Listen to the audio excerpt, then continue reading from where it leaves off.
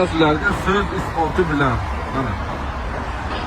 Kadastri yo'q uyni olmanglar desam agar ko'plar puliga uchib, narxi arzon deb kadastri yo'q uyni oladi-da. Yani to'g'risi egasiga rahmim keldi. Lekin oluvchilarga ham rahmim keladi-da. Shuncha pul to'lagan, kadastri chiqmagan, o'sha uchun majbur puliga qo'yapti, zdani buzilyapti.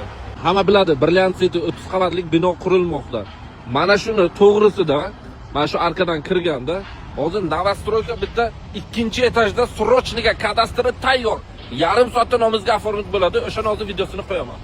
Mashaalloh, hammalaringizga mana shunaqangi xonalar nasib qilsin. Qarochi 1, 2, 3, mana bu hol 4, kuxni bu 5.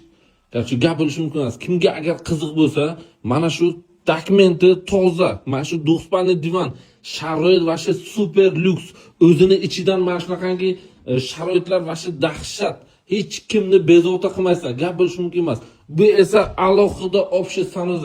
Va shu 60 ga 120 lik Xitoy kafel ishlatilgan gap bo'lishi mumkin emas. Videomiz sal cho'zilib ketadi, chunki katta narsa 115 kvadratlik sharoit mana shu holatda gap bo'lishi mumkin emas. Ana endi bitta mana shu kuxnini ko'rsataman. Har bitta xonasiga batareyasi bor, kuxniga ham batareya bor. Sharoit mana shu holatda dahshat. Ana endi garderob zona bu yerda. Mana bu esa katta zal, mana shu mягкий mebel. Zalam zal, haqqoniy zal desalaringiz bo'ladi, gap bo'lishi mumkin emas. Mana bu yerga yana bitta kladovka qilsangiz ham bo'ladi, ofis qilsangiz ham bo'ladi. Mana shu tashqarini bemalol qaraysiz. Novostroyka 8 qavatlik binoni 2-qavatda. Kimga qiziq bo'lsa, narxi 138 ming, yana ozgina savdosi ham bor.